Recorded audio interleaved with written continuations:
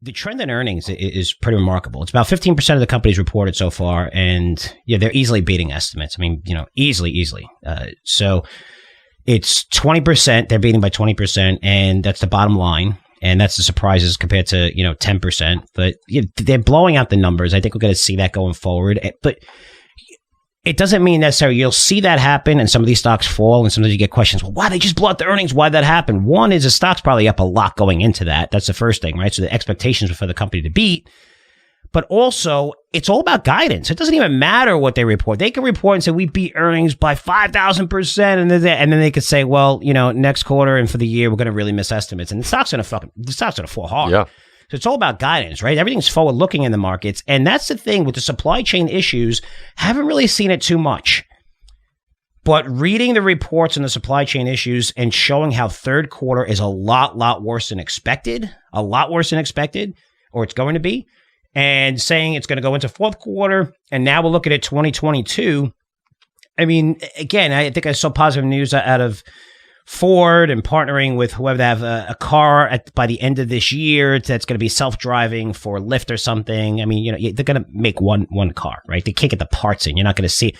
But just that announcement, it's like, wow, Ford, they're announcing that. They're talking about their EV vehicles, a portfolio of 20. There's a reason why, because current production is going to be down more than 50% across the board. I mean, you're looking at, so the supply chain issues, you're going to see them creep up. One of the things I worry about, guys, if you own some of these stocks, some of them are not impacted at all, and others are saying they're being impacted, and also raw material. Everyone's saying raw material prices, are higher. They're raising costs to offset that, or raising prices to offset those commodities and raw material costs. But for me, just be careful, because you might see companies be very conservative with guidance, or even say, hey, we're not going to offer guidance because of the supply chain issues. And if that happens and you own one of those stocks, I mean, you got away with that during COVID. It didn't really hurt you. I thought it usually hurt you. For 20 years, I've been really focused on earnings season for 20. I've been doing this for longer than that. But just going through conference calls, reading everything, when guidance is the biggest issue, when they come out and say that they don't know if they lower guidance or they remove guidance, it's usually 10, 50% correction in the stock. And we saw all the companies say that during earnings season through COVID. And now they've come back over the last quarter or two and offering guidance. I'd be careful there, because if you have that stock that's going to say, hey, we're not too sure, you could take a 15% hit immediately just on that uncertainty. So just be careful, guys. I mean, look, it might not be a big deal. You're in the stock long term, but that's one of the trends that I'm expected to see with huge 2 weeks coming up for earnings, right? Huge 2 weeks. Absolutely. Yeah, you want to pay attention to what they're saying. I mean, you don't want a bad quarter right now. You don't want to see awful results, but you do have to say, it's the old saying, hey, what have you done for me lately? Hey, that's great. You had a good second quarter. What about the third? What about the fourth? What are you thinking about the fiscal year or even next year?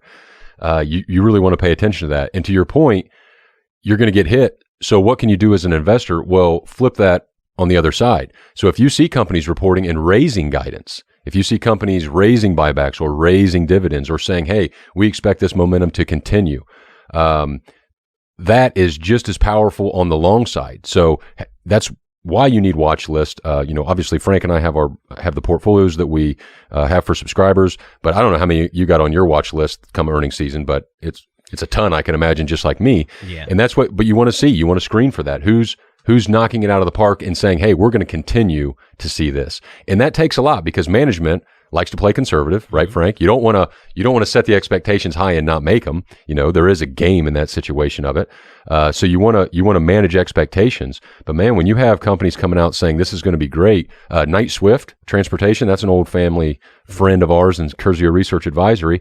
Yep. Did you see they raised their guidance pretty significantly from a percentage standpoint? And they basically came out and said, hey, we got tons of momentum and we expect to see it through next year. Holy hell. A great company. That it was just totally different from their culture, where it was, conservative costs. They manage costs much better, and just merging those two companies were incredible. And now you're seeing, sometimes people, it hurt the company a little bit, and people are like, oh, they know what they're doing. They're not looking to buy a company to just, it's not like a roll up where they're buying a company and saying, hey, we're growing this amount next quarter, the quarter after. They know 3 years, man, this is going to really build their business, and perfect timing, right? Just the trucking industry right now. And again, there is supply constraints and stuff like that, but man, these guys command whatever price they want.